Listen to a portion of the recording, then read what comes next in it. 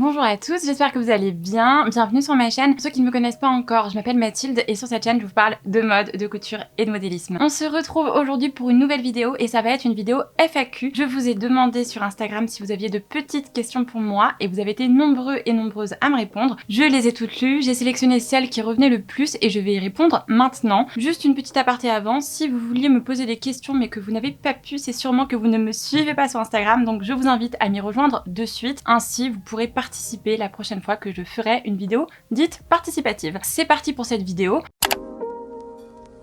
Je prends mon téléphone puisque toutes les questions sont dedans. On commence tout de suite. Vas-tu faire d'autres patrons pour la suite et quel modèle te tente de créer? Oui, bien entendu, mon but n'a jamais été de vous proposer uniquement la robe Emera, aussi charmante soit-elle, dit-elle en toute objectivité. Clairement, pour la suite, ce ne sont pas les idées qui manquent. J'ai un carnet à croquis rempli de croquis, de modèles que j'aimerais vous proposer. Je pense que ce que je vais faire, c'est que je vais proposer un modèle environ tous les 1 mois et demi ou tous les 2 mois en fonction du temps que la mise au point me prend et de la complexité du modèle. Mais je ne vais pas vous en dire plus sur les modèles que je prévois de créer parce que j'ai envie que chaque sortie de patron soit un petit peu excitante pour vous, donc je ne vais pas vous spoiler.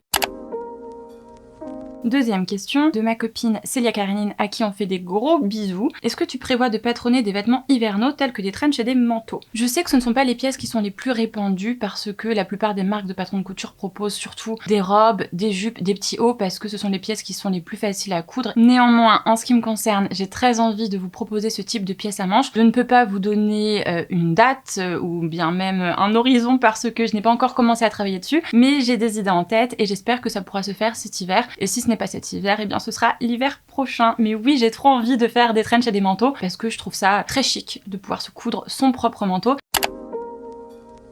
Let's go on. Alors, est-ce que tu vas proposer tes prochains patrons en version pochette? Cela n'est pas ma priorité. Lorsque j'ai mis au point le patron de la robe Emera, j'ai tenu à conserver un double tracé fini et coupé. Fini, ce sont les mesures du vêtement terminé que l'on porte, et coupé, c'est sans surprise là où on coupe. Il s'agit donc du tracé qui inclut les valeurs de couture. Je trouvais ça intéressant de vous proposer ce double tracé parce que ça permet aux personnes qui utilisent la technique du papier carboné de la roulette d'utiliser cette technique-là, et ça permet aux personnes qui préfèrent les valeurs de couture incluses d'être contentes. Outre cela, lorsque l'on veut effectuer des modifications sur le patron, c'est plus aisé également. Je tenais vraiment à cette idée-là et la conséquence est que vous avez 2 tracés pour chaque taille. Lorsque l'on a un patron pochette, toutes les tailles sont imprimées sur le même papier et j'ai peur qu'avec 2 tracés par taille, ce soit complètement illisible. Donc j'ai pas encore trouvé de solution pour vous proposer des patrons pochettes avec ce système-là, ou alors je vous propose un patron pochette où toutes les tailles sont imprimées sur le même papier et je ne garde qu'une seule des 2 lignes. Alors je pense que vous préférez celle avec valeur de couture incluse. Dites-moi ce que vous en pensez en commentaire. Dites-moi si pour vous les patrons pochettes c'est essentiel et vraiment vous n'aimez travailler que de la sorte. Je suis ouverte à toutes vos propositions parce que le but c'est vraiment de répondre à vos besoins. Donc dites-moi et je tends l'oreille.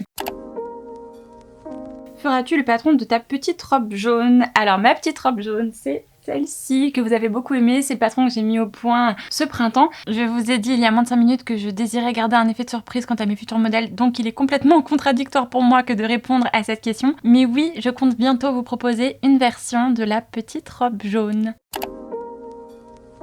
As-tu fait Emera avec quelqu'un qui t'a aidé pour la gradation? Oui, il y a une personne qui m'a aidé pour la gradation. Si vous avez regardé mes autres vidéos, vous savez que j'ai pris des cours du soir en modélisme et que ça fait des années que je mets au point mes propres patrons. Néanmoins, lorsque j'ai pris ces cours du soir, nous n'avons pas passé beaucoup de temps sur la gradation. Je n'avais pas envie de le faire moi pour ce modèle-là parce que je n'aurais pas été à l'aise, ça aurait été ma première gradation et j'avais pas envie que mon premier modèle soit ma première gradation. Donc j'ai confié cette mission à quelqu'un. Comment est-ce que ça s'est passé? J'ai mis au point le patron de la robe Emera en taille 38. Une fois cette mise au point terminée, après les maintes et maintes toiles, je suis allée voir la modéliste spécialisée en gradation. Je lui ai confié mon patron en format papier. Ce qu'elle a fait, c'est qu'elle a numérisé la taille 38 et ensuite elle a gradé, donc elle est descendue de 2 tailles pour aller jusqu'au 34 et elle a augmenté de 4 tailles.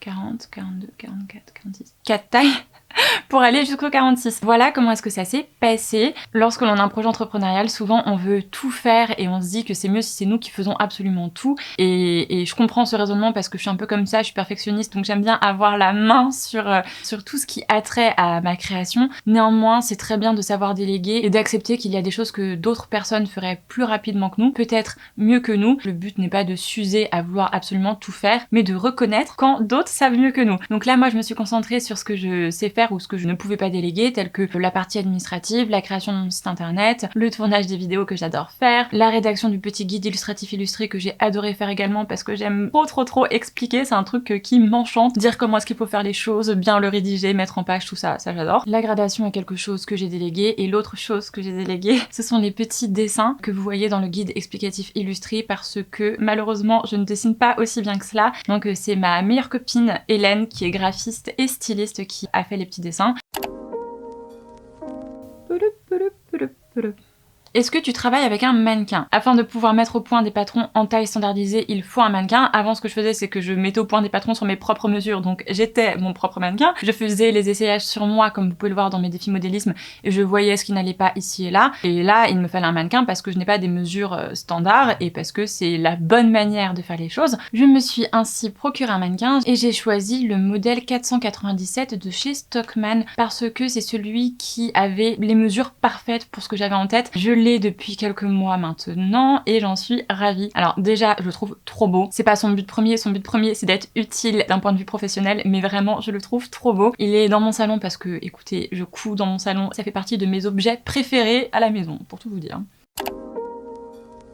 Quelle machine à coudre est-ce que tu conseilles? Alors, je ne me pense pas très légitime pour vous conseiller des machines à coudre parce que je n'en ai testé qu'une seule, la mienne, qui est la Pfaff Ambition 630, que j'ai maintenant depuis 2 ans. Je crois que sa date d'anniversaire, c'était fin juillet, je l'avais acheté fin juillet 2020 parce que pendant tout le confinement, j'avais cousu avec ma vieille machine et je rêvais d'en avoir une nouvelle. Après 3 mois de couture non-stop, je me suis dit c'est bon, je me l'offre et j'ai eu beaucoup de mal à passer ce cap parce qu'elle est extrêmement chère et je pense que c'est la chose la plus chère que je me suis offerte. Le seul défaut que ma machine a, et je sais pas si c'est un défaut de toutes ces machines là, les Ambition 620, 630, 610, le défaut qu'elle a est que son coupe-fil se casse. Je peux plus appuyer sur le bouton et voir les petits fils se faire couper, retirer mon ouvrage et c'est bon.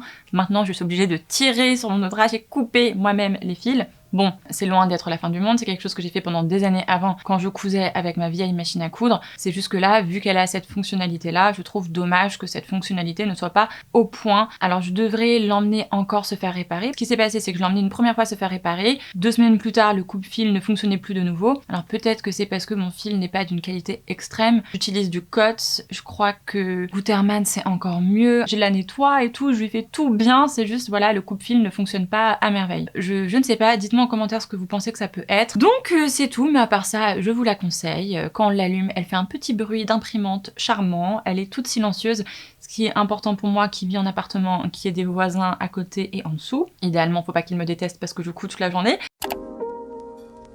Quel ouvrage de modélisme est-ce que tu recommandes? Je recommande les livres de DP Studio, Dominique Pellen. C'est une trilogie qui coûte 150 € puisque c'est 50 € le livre. Idem, c'est un prix, mais je trouve qu'ils valent vraiment la peine. Alors là, c'est dommage, les soldes sont peut-être terminés, mais je sais qu'il fait des offres pendant les soldes et moi, ce que j'avais fait, c'est que j'avais acheté les 3 volumes en format papier, en coffret, plus les PDF et j'avais un prix. Parce qu'en gros, quand on achète les volumes en format papier, on n'a pas les PDF avec. Je crois que j'avais payé un peu plus cher pour avoir tout, et je les ai sur mon téléphone, comme ça si parfois, mais vous allez vous dire, parfois je suis dans le métro et je me pose une question de modélisme, et ben je peux aller dans mon téléphone regarder la réponse dans mes livres. En fait, ce sont des livres qui sont vraiment très professionnels, je trouve. On aboutit à un résultat bien supérieur qu'avec les autres livres de modélisme que j'ai pu tester. Depuis que j'ai cela, je ne me réfère qu'à eux. La contrepartie de ce résultat qualitatif est que ces livres sont un petit peu plus complexes que les autres ouvrages de modélisme, en tout cas à mon sens, mais si vous aimez la géométrie, vous aimez les mathématiques, mettez-vous le pied à l'étrier, ça coulera tout seul. Le modélisme, hein, c'est ça. Si vous aimiez la géométrie en 5e, Thalès, Pythagore, tout ça, vous allez aimer les ouvrages de Dominique Pellen. Et le modélisme de manière générale. Où est-ce que tu achètes ta toile? J'achète ma toile en mercerie, je prends toujours la qualité moyenne puisque je la trouve très versatile. Je la paye entre 3 et 5 € du mètre. Je crois qu'elle est à 3 € du mètre chez Fil 2000, mais chez Fil 2000 elle est pas très qualitative, elle est très cartonneuse. Je peux pas dire que je vous la conseille, même si c'est la moins chère de Paris, je crois. J'ai découvert une autre mercerie parce que Fil 2000 est fermé pendant les vacances là en août, où ils vendent une toile qui est déjà décatie, donc ça c'est top, vous n'avez pas besoin de la décatir vous-même. Décatir ça veut dire repasser avec de la vapeur. Il faut toujours décatir avant de faire une toile parce que si on ne décatit pas une fois le modèle terminé, on va quand même lui passer un petit coup de fer à repasser pour aplatir les coutures et au final le modèle qu'on aura cousu ne sera pas conforme à notre patron, donc ce n'est pas le but, voilà. Et cette mercerie là que j'ai découverte cet été propose des toiles Decati, qualité moyenne 5 € du mètre, qui est un petit peu plus cher que chez Fil 2000, mais elle est toute douce, elle est ultra qualitative, vraiment une super toile.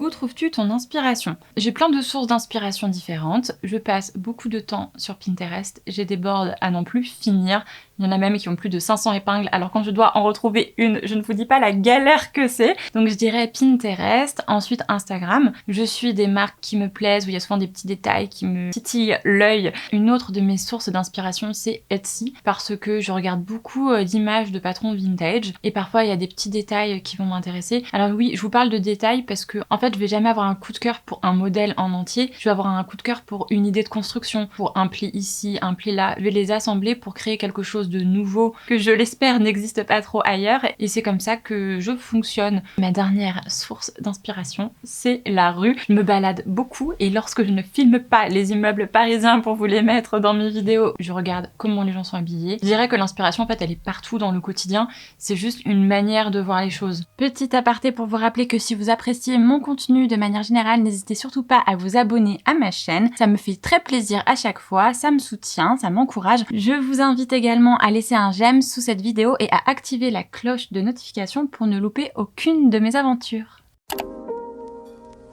Rêvais-tu d'être styliste quand tu étais petite? Oui, je rêvais d'être styliste quand j'étais petite. Je ne sais pas si vous aussi vous avez eu quand vous étiez petite une espèce de kit de styliste. C'était une boîte rose et violette, je crois. Dedans, il y avait plein de choses pour créer une sorte de boucle. Il y avait des silhouettes imprimées sur lesquelles on pouvait dessiner. Il y avait des feuilles avec des motifs imprimés dessus pour découper, pour faire comme si c'était des vêtements. Et on avait même une espèce de table lumineuse pour pouvoir décalquer. Mon Dieu, ce truc, c'était ma passion.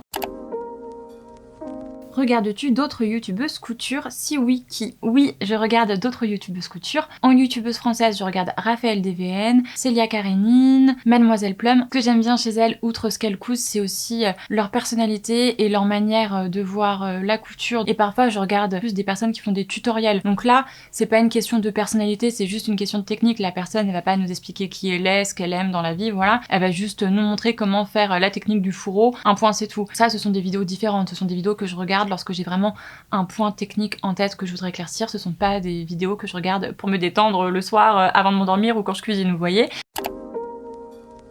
Certains et certaines d'entre vous m'ont posé des questions au sujet des études que j'ai faites, au sujet des métiers que j'ai pu exercer. Je vous invite à regarder cette vidéo-là, dans laquelle j'aborde ce sujet-là. Je ne vais pas aborder le sujet ici parce que j'ai pas du tout envie que ce soit redondant pour les personnes qui ont déjà regardé cette vidéo, donc je vais passer aux autres questions. Quelle matière est-ce que tu préfères coudre et quelle matière est-ce que tu préfères porter? Alors la matière que je préfère coudre, je pense que c'est une toile de coton bien basique parce que c'est très facile à couper, c'est très facile à coudre, ça marque bien au fer, contrairement au satin et à la soie pour lesquels c'est une vraie odyssée lorsque l'on veut les coudre. Je pense qu'une bonne toile de coton, parfait. Et la matière que je préfère porter, alors en été je te dirais du coton également, parce que c'est agréable de porter du coton en été. D'un point de vue pratique, si on transpire un peu, ça ne se voit pas. Même si porter de la soie c'est quelque chose que j'aime beaucoup, j'ai toujours peur si je transpire d'avoir des auréoles. Et en hiver, je dirais que la matière que je préfère porter c'est du cachemire. Je n'ai jamais encore cousu du cachemire, c'est plus une matière que j'aime porter en pull, donc de la maille. Je sais que beaucoup de personnes adorent l'été et ne jurent que par l'été. Personnellement, la saison que je préfère c'est l'automne. J'aime beaucoup le côté un peu cocooning, retour aux sources, retour à la maison, le fait de se mettre sous un plaid à regarder une série avec une tisane, alors ça j'adore. Le fait de porter un petit pull en cachemire, une écharpe en cachemire, pour moi c'est l'automne.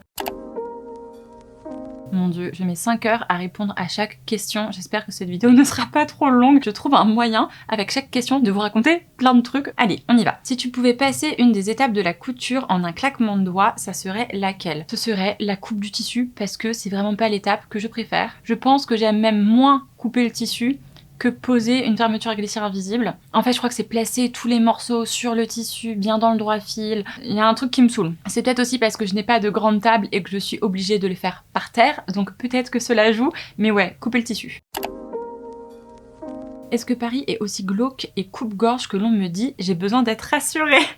Mais non! Mais qu'est-ce que les gens y racontent? Non, pas du tout. Alors peut-être que je vis dans ma bulle, Mais non. Glauque, certainement pas. Moi, je vois pas du tout Paris comme une ville glauque. Ce que j'adore avec cette ville, c'est qu'il y a de l'histoire, de la culture, de l'art, de la beauté à chaque coin de rue. Et moi qui aime les jolies choses, qui aime les histoires, ça me rend très heureuse. Après, malheureusement, il est peut-être arrivé des mésaventures aux personnes qui t'ont dit cela. Je touche du bois pour ne pas changer d'avis. Le seul défaut de Paris, c'est le prix de l'immobilier, clairement, et le fait que tant qu'on n'a pas beaucoup d'argent, on vit plutôt dans des petits appartements. Donc non, ce n'est pas glauque. Les gens, faut qu'ils changent d'avis. Bon, après, peut-être que je vis dans ma bulle, hein, et que je vois un peu les choses d'une manière romantique, déconnectée du monde. On continue sur Paris. Que recommandes-tu de faire à Paris? On va se dire que tu passes une journée à Paris, tu vas au musée de l'Orangerie admirer les superbes nymphéas de Monet, tu traverses la Seine et tu vas manger des glaces chez Bertillon. Bertillon, qu'on se le dise, le seul glacier du monde à être fermé au mois d'août. Tu finis par te balader le long de la rue de Seine, qui est une petite rue dans le 6e arrondissement qui est juste trop belle, j'adore cette rue, et voilà.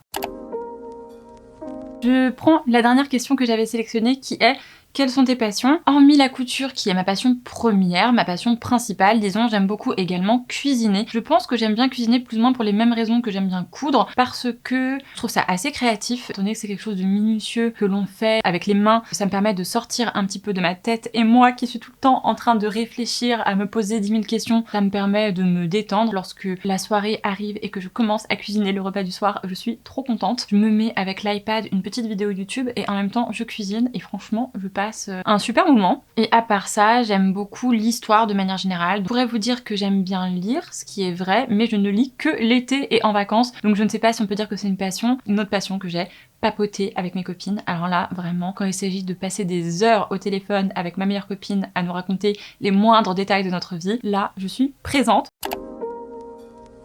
Merci beaucoup d'avoir regardé cette vidéo jusqu'au bout, j'espère qu'elle vous a plu et qu'elle vous aura permis de mieux me connaître. Je suis vraiment désolée si je n'ai pas pu répondre à toutes vos questions, j'en ai reçu beaucoup, il a fallu que je fasse une petite sélection parce que je ne voulais pas non plus que cette vidéo dure des heures, même si j'ai l'impression que j'ai beaucoup trop parlé et je vais souffrir lorsque je vais faire le montage de cette vidéo. Enfin bref, ce n'est pas le sujet. Je vous retrouve très vite dans une prochaine vidéo. En attendant, je vous embrasse fort et je vous envoie plein d'amour.